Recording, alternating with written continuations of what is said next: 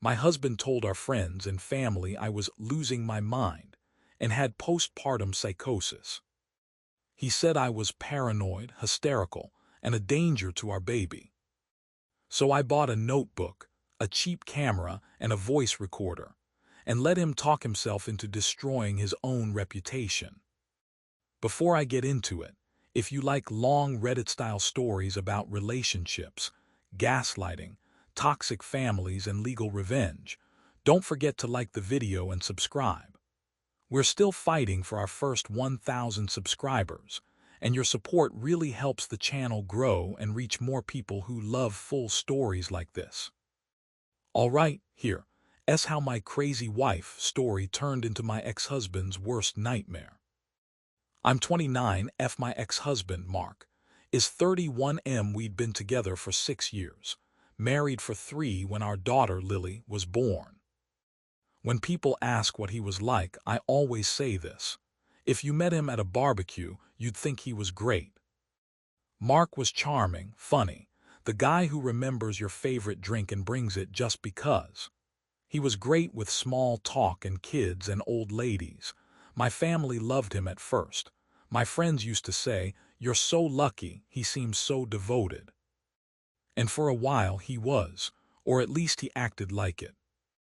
Before Lily, we had a pretty standard life. I worked in marketing full-time. He worked in it. We split bills, did date nights, binged shows, argued about chores sometimes, but nothing wild. If anything, I'd say the biggest issue was that he hated being wrong. Even in tiny things, he'd argue about what year a movie came out rather than admit he misremembered. I should have taken that as a bigger red flag than I did. Pregnancy was the first crack. I had a rough first trimester. Constant nausea, exhaustion. I still worked, but my extra energy evaporated. Dishes piled up more.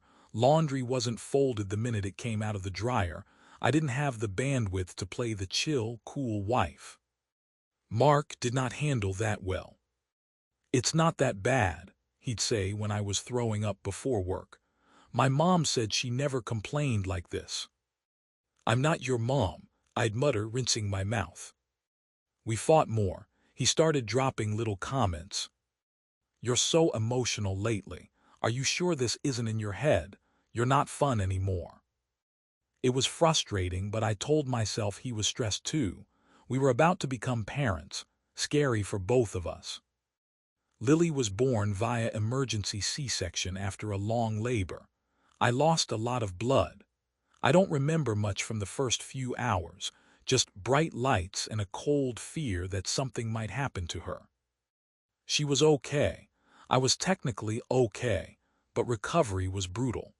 I was in pain, barely sleeping, trying to figure out breastfeeding with a baby who didn't latch well. The nurses and my OB warned me about postpartum depression and anxiety. "Sleep whenever you can," my OB said. "Ask for help, don't try to be Superwoman." I nodded. I fully intended to ask for help. Except once we got home, Mark became the one who needed help all the time. He went back to work after a week. I was on maternity leave, home with Lily 24/7. My mom came by the first few days, but she lives an hour away and still works full-time. After that, it was mostly just me. The nights were the worst. Lily would wake every 2 hours. I'd nurse, burp, change, rock her. Mark would roll over, mumble, "You got her," and go back to sleep. At first, I let it slide. He had to be up for work. I was on leave. But after 2 weeks with maybe 3 or 4 hours of broken sleep per night, I started to unravel. One night Lily was screaming, my incision hurt, my nipples felt like they'd been sandpapered, and Mark was snoring next to me. Something in me snapped. "Mark," I said sharply, "wake up, I need help." He startled. What time is it?" "Does it matter?" I said. "Can you please go make her a bottle? I'm so tired I'm seeing double." He groaned, tossed back the covers, and stomped to the kitchen like I'd asked him to walk barefoot over glass. The next day he was sulky. "I'm exhausted," he said. I can't focus at work. You know I have real responsibilities, right? I stared at him. I was up every 2 hours, I said. I asked you for one bottle. One. You're not the only one with responsibilities. You're on leave, he snapped. Your job right now is the baby. I can't do everything. Everything, as if I wasn't doing 95% of it. I started keeping small notes in my phone. Times Lily woke up when I fed her, what I did, what Mark did. Partly to track her schedule, partly because I felt like I was going insane and needed proof that I was. 3 weeks postpartum, my OB screened me for PPD. I cried in her office. I'm just so tired, I said, and my husband keeps saying I'm too emotional. She looked at me kindly. You just had major surgery and a baby, she said. Of course you're emotional. Do you have thoughts of harming yourself or the baby? No, I said honestly. Sometimes I want to walk out the front door and keep going, but I'd never hurt her. That's more like postpartum overwhelm than psychosis, she said. Sleep deprivation will make anyone feel crazy. Do you have support at home? I hesitated. Not really, I said. My husband helps sometimes, but he acts like it's a huge favor. She offered therapy, maybe medication if it got worse. I agreed to therapy. I wanted to feel like myself again. When I got home, I told Mark about the appointment. She says I'm probably just exhausted, I said. She recommended therapy. He frowned. Therapy? For what? He said. Moms have been doing this for generations without therapy. Yeah, I said, and a lot of them were miserable or untreated. I'd like to not be miserable. He rolled his eyes. Whatever, he said. If it makes you feel better to sit and complain to a stranger, go for it. Little comments like that chipped away at me. Still, I went. The therapist was great. She validated that sleep deprivation and lack of support were huge factors. We worked on asking directly for what I needed. So I tried. Mark, I said one afternoon, can you watch Lily for an hour tonight so I can nap? Just an hour. I'll pump so you can feed her if she wakes. He sighed dramatically. I just got home from work, he said. Can I have a minute to myself, or is that not allowed? You get to leave the house and talk to adults, I said. I'm here all day with a newborn. I'm asking for 1 hour. He threw his hands up. Fine, God. I didn't know having a kid meant I'd never get to relax again. We argued. I ended up not napping because my brain was buzzing with anger. This pattern continued. Me asking for help, him acting like I was asking for the world. Me trying to communicate better, him framing any need I had as me being dramatic or ungrateful. Then he upped the game. It started with little jokes to friends. We had a couple over when Lily was about 2 months old. I apologized for the mess. Don't mind the chaos, I said. I'm still figuring out how to keep up with everything. Mark laughed. Yeah, she's a hot mess these days, he said. Hormones, you know. They chuckled awkwardly. I forced a smile, but something twisted in my gut. At his parents' house, his mom asked, How are you feeling, dear? Any baby blues? Before I could answer, Mark said, Oh, she's definitely emotional. She cries over everything. I keep telling her to relax, but she's convinced the baby's going to die if she sleeps for more than 20 minutes. I frowned. I never said that, I said. I'm just anxious sometimes like any new mom. His dad patted Mark's shoulder. Women get a little crazy after babies, he said. You just hang in there, son. They all laughed. I sat there burning. After that, it escalated. I'd be in the middle of a tough day, Lily teething, dishes piled up, laundry overflowing, and Mark would come home, look around, and say, Whoa, the troll cave is real. You okay? Should I call the psych ward now or later? I snapped at him one night. Stop calling me crazy, I said. I'm tired, not insane. He smirked. Funny how all the crazy ones say they're not crazy, he said. I started writing more things down. Not just baby stuff, conversations, his comments, my responses. At first on my phone, then in a notebook I kept in the nightstand. I didn't have some grand plan yet. I just knew that reality felt slippery when someone kept telling me I was too emotional or imagining things. I needed a record. Around the time Lily hit 4 months, I noticed something else.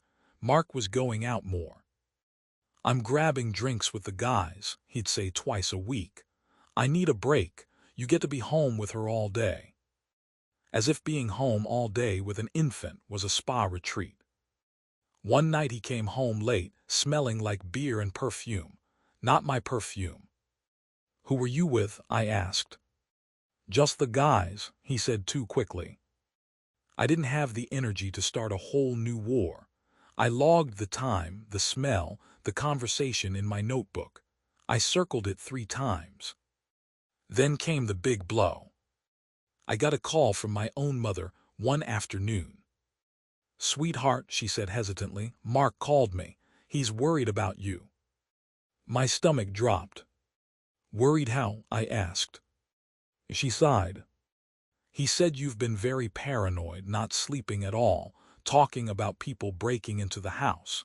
He said you're convinced something terrible will happen to the baby and you're not letting him hold her. Is that true? I felt like someone had punched me in the chest. No, I said. I let him hold her all the time. I ask him to help more. I'm tired, but I'm not delusional. I've been going to therapy. Why would he say that? I don't know, she said slowly. He mentioned postpartum psychosis, said he's scared to leave you alone.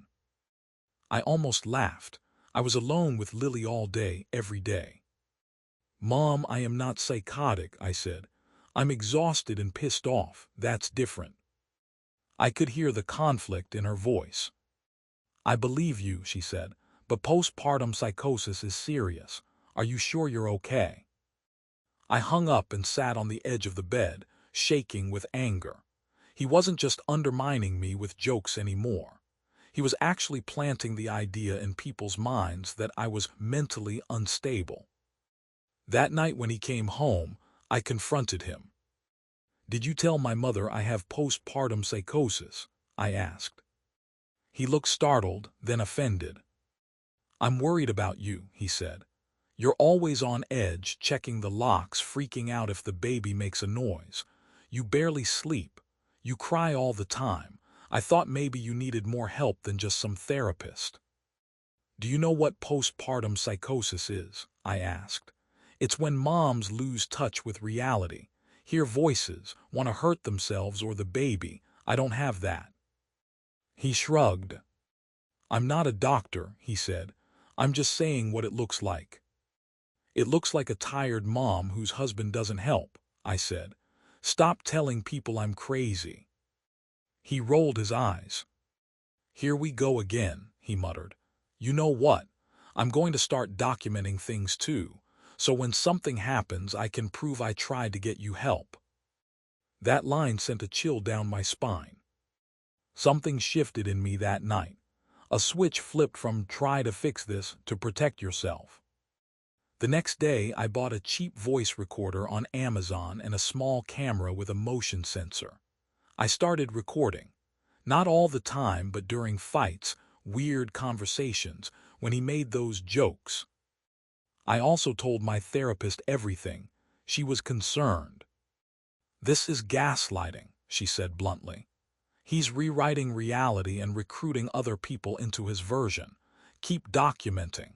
And if he ever threatens to take the baby or calls authorities on you, you need a lawyer immediately. It sounded dramatic. Then it stopped sounding dramatic a few weeks later. One evening, after a long day, Lily finally fell asleep around 9 p.m. I sat on the couch, dead-eyed, watching something dumb on TV, eating cereal for dinner. Mark was in his office with the door closed, working. My phone buzzed. It was my sister. Hey, she said carefully. Is everything okay over there? I mean define okay, I said. Why? She hesitated. Mark just texted me, she said. He said he's really scared to leave the baby alone with you because you're not stable and that you've been saying creepy things. Something about, what if I just disappeared? My blood ran cold. I said sometimes I fantasize about walking out the door and checking into a hotel to sleep for 24 hours, I said. That's not the same as vanishing with the baby or hurting her. I know, she said quickly.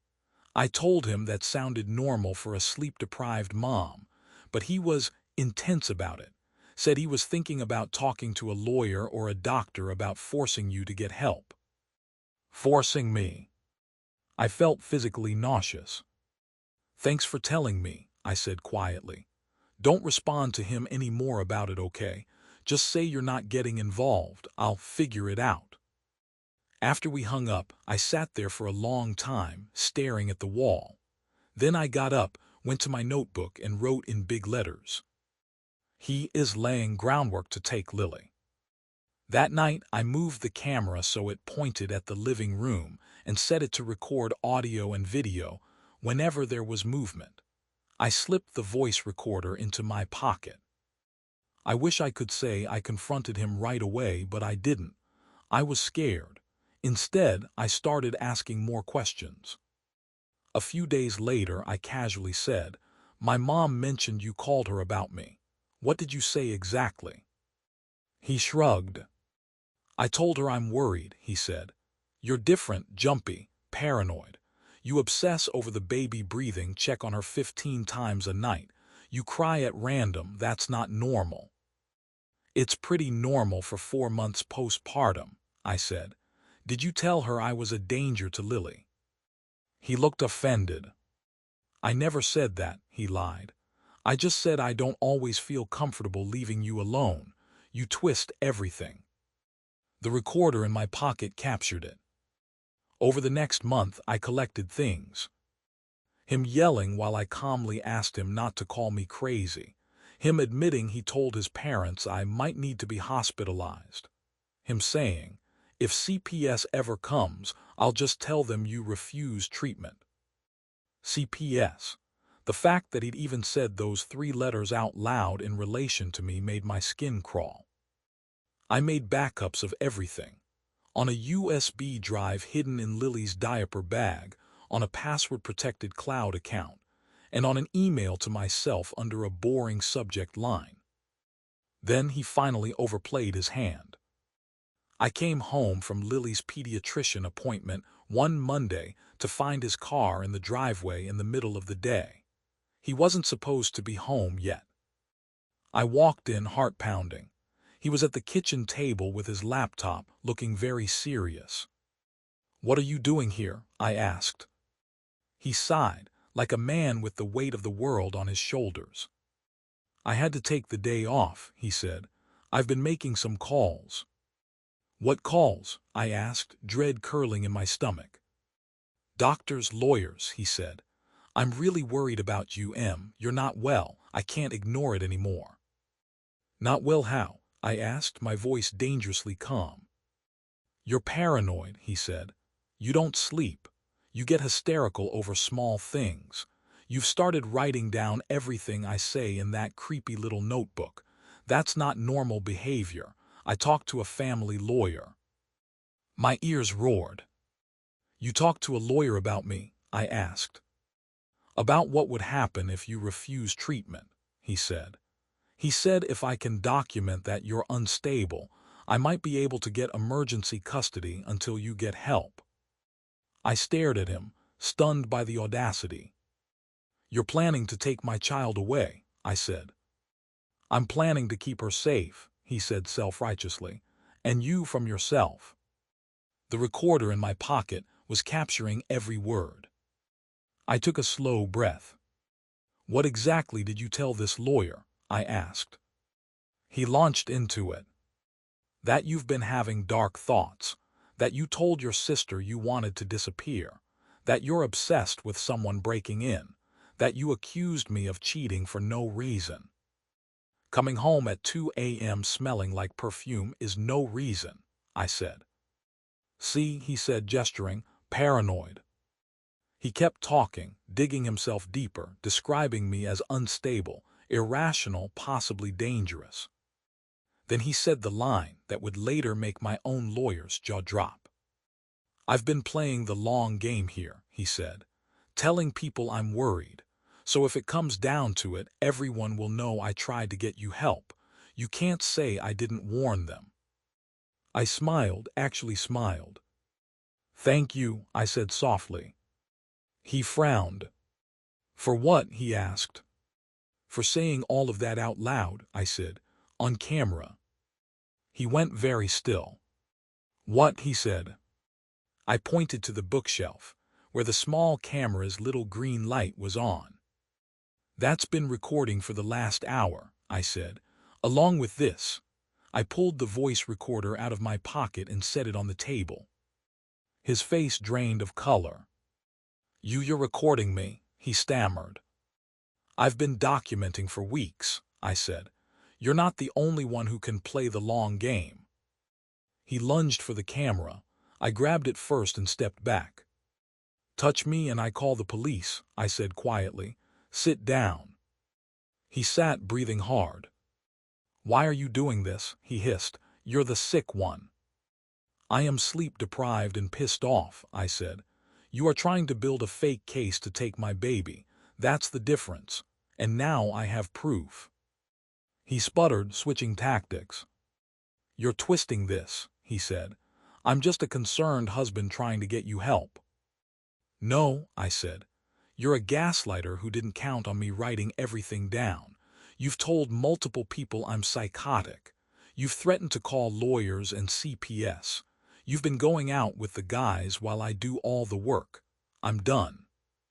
That afternoon, while he sulked in his office, I packed a bag for Lily and myself. I took the camera, the recorders, the notebook, the USB. I texted my sister. Coming over, need you. Please don't tell anyone yet. Then I strapped Lily into her car seat, walked past my husband without another word, and left. I went straight to my sister's apartment, then the next day to a family lawyer of my own. I laid it all out.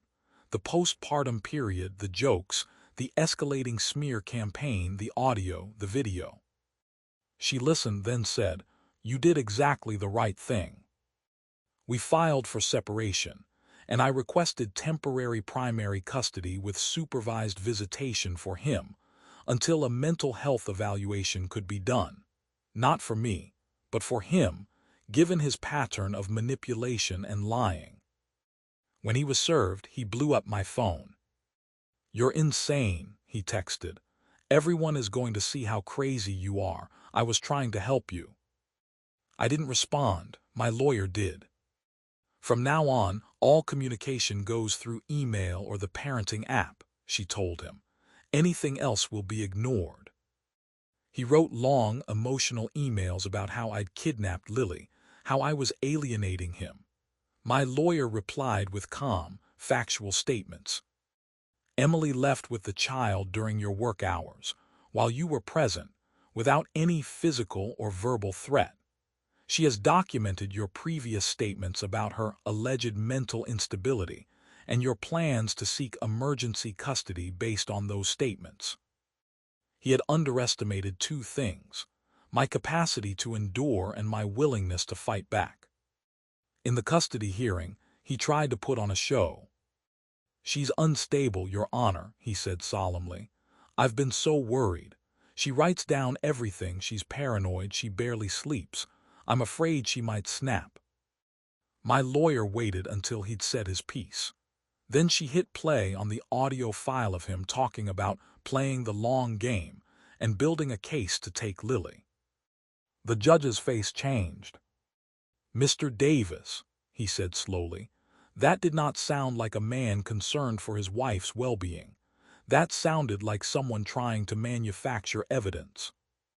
My lawyer then presented my OBS notes, my therapist's letter stating I had mild postpartum anxiety but no psychosis, and the recordings of me calmly asking for help while he mocked me.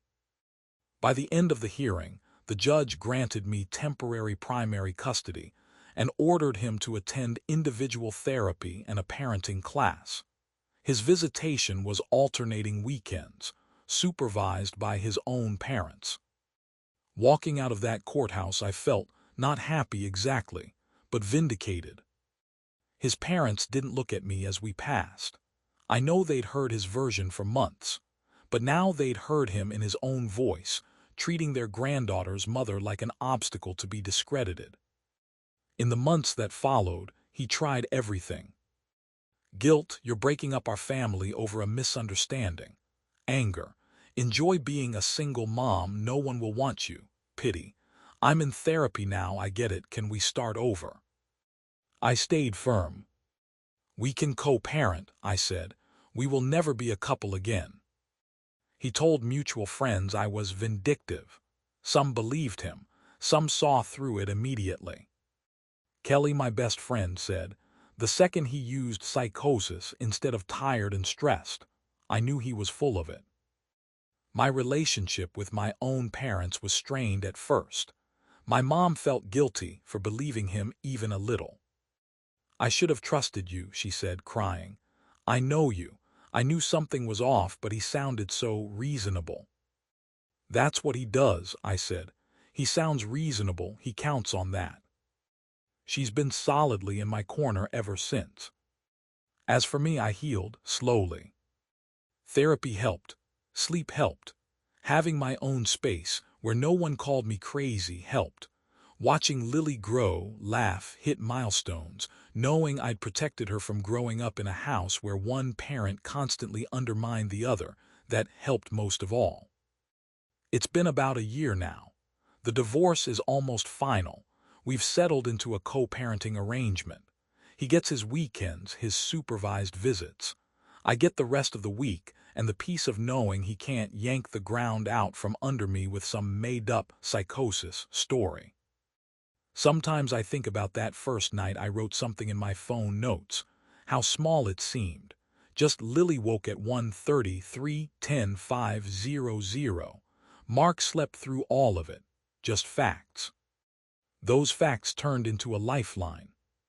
So if you're listening to this and someone in your life keeps telling you you're crazy, too emotional, imagining things, while their own story shifts like sand, write it down. Record it. Tell someone you trust. You're not crazy for wanting proof. You're protecting your reality. Because in the end, my husband was right about one thing. There was a long game being played. He just didn't realize I could play it too. Thanks for listening to my story. If you made it this far, please hit the like button. Tell me in the comments what you would have done when you found out he was talking to a lawyer, and don't forget to subscribe. We post long Reddit-style stories about relationships, toxic families, and revenge every day, and your support helps us reach our first 1,000 subscribers.